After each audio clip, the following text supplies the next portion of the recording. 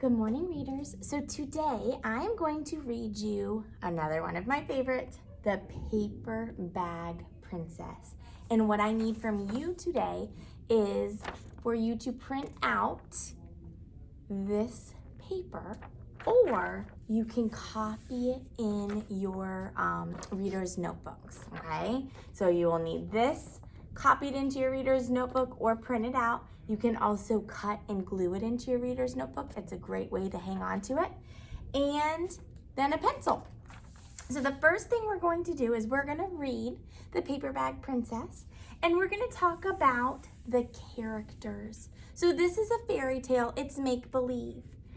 And we have, at the beginning of our chart, the fairy tale features. So as we read, you're going to see and learn about some good characters, some evil characters, royalty, which means rich, poverty, which means poor, magic, and then there is always a lesson learned, a moral, a theme. I'm going to move it down just a little bit, sorry.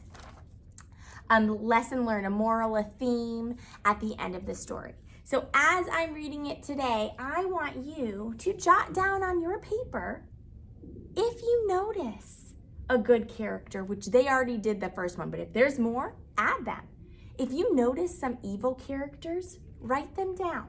So the only thing I want you to do today is listen to the story, and then as I'm reading, if you notice any of these features, write down the character that goes with the feature.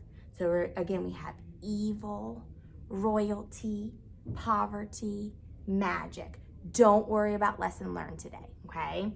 And we already know there's one good character I'm going to tell you, the princess. All right, here we go. The Paper Bag Princess.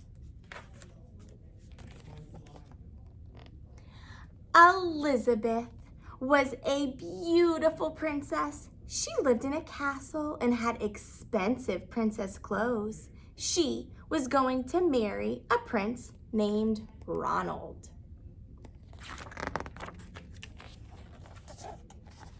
Unfortunately, a dragon smashed her castle, burned all of her clothes with his fiery breath, and carried off Prince Ronald. I'm already seeing some of these fairy tale features. Elizabeth decided to chase the dragon and get Ronald back. She looked everywhere for something to wear, but the only thing she could find that was not burnt was a paper bag. So she put on the paper bag and followed the dragon. He was easy to follow because he left a trail of burnt forests and horses' bones. Ugh. Finally, Elizabeth came to a cave with a large door that had a huge knocker on it. The dragon she took hold of the knocker and banged at the door. The dragon stuck his nose out of the door and said, "Well, a princess. I love to eat princesses, but I've already eaten a whole castle today, and I am a very busy dragon. Come back tomorrow." He slammed the door so fast that Elizabeth almost got her nose caught. Elizabeth grabbed the knocker and banged on the door again. The dragon stuck his nose out of the door and said, "Go away. I love to eat princesses, but I've already eaten a whole castle today, and I'm a very busy dragon. Come back tomorrow." "Wait," shouted Elizabeth. "Is it true that you are the smartest and fiercest dragon in the whole world?" "Yes," said the dragon.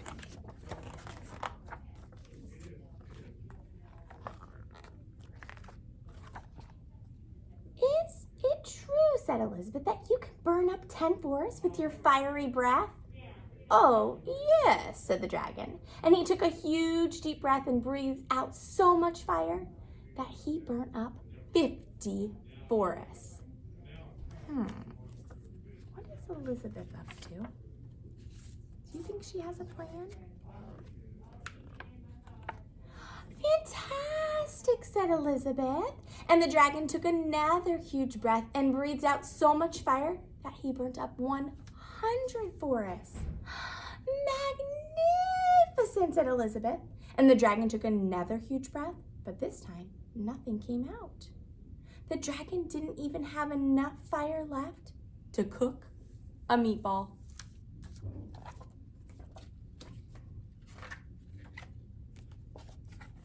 Elizabeth said, Dragon, is it true that you can fly around the whole world in just 10 seconds? Why, yes, said the dragon, and jumped up and flew all the way around the world in just 10 seconds. He was very tired when he got back, but Elizabeth shouted, Fantastic! Do it again. Do you think you know what her plan is? So the dragon jumped up and flew around the whole world in just 20 seconds.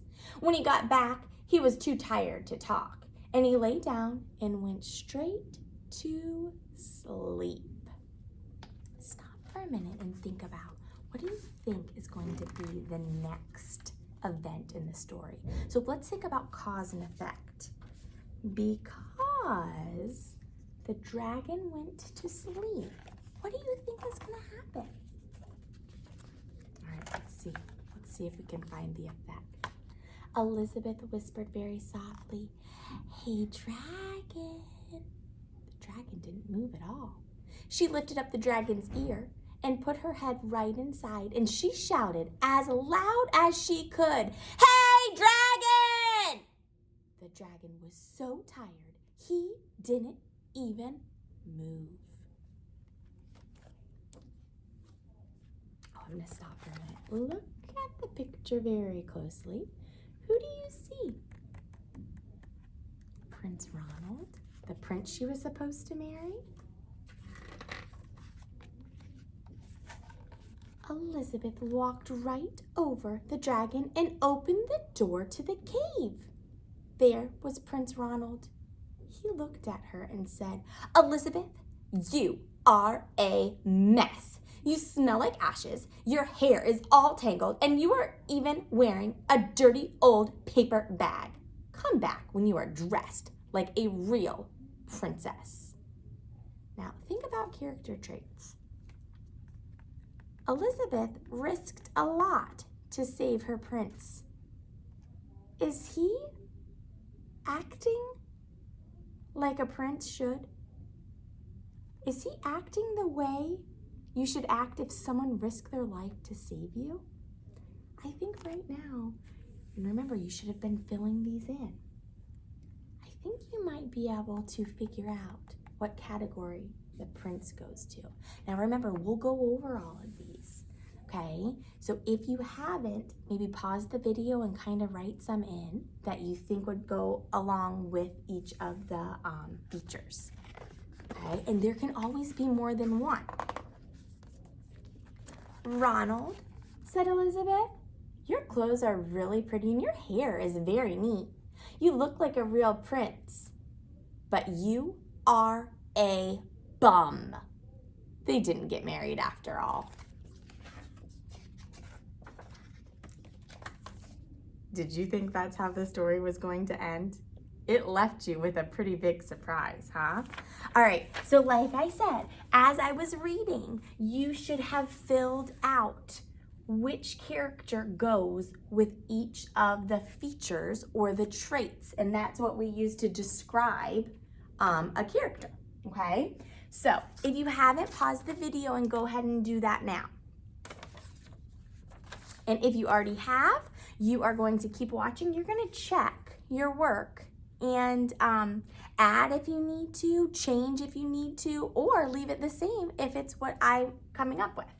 So the good character was the princess. Can you think of any other good characters? I can't either. So remember, today we are only working on this part. We are ignoring this part. So then I want you to think about the evil characters. How many villains or evil characters were in The Paper Bag Princess? Was there 1, 2, What do you think? There were two, right? The who? I'd say the dragon was pretty evil. So go ahead and write dragon. And then I'm going to skip a line because remember, we want to use this for tomorrow. I'm actually going to draw a line like this so that I can split it up. Who is the other evil character in the story? Prince Ronald.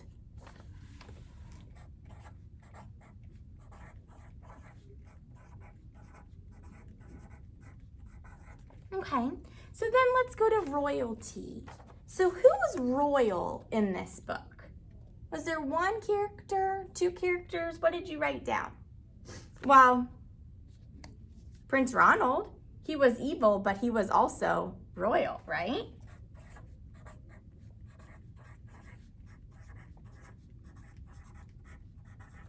And there was another royal one.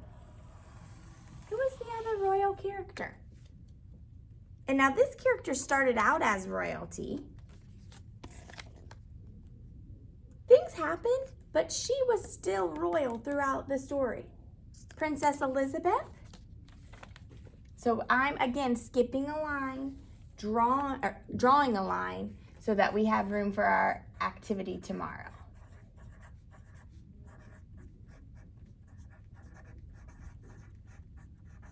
And royalty, remember, means rich. Kings, queens, princes, princesses. All right, what about poverty? Poverty means poor. Was there an event in the story that caused somebody that maybe started off as royalty to become poor? You should have put Princess Elizabeth.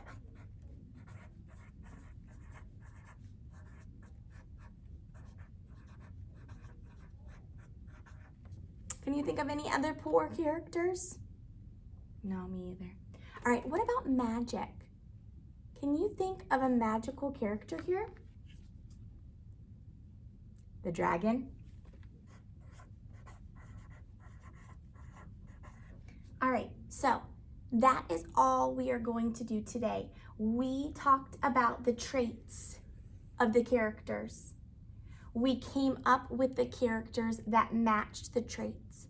Tomorrow, we are going to come up with the evidence, the details, the examples that prove that the dragon and Prince Ronald are evil, that Prince Ronald and Princess Elizabeth are royalty. Okay, so that is all we are doing today. Tomorrow, we will revisit the story and we will work on the last part of our graphic organizer. I hope you enjoyed this story and I will talk to you tomorrow.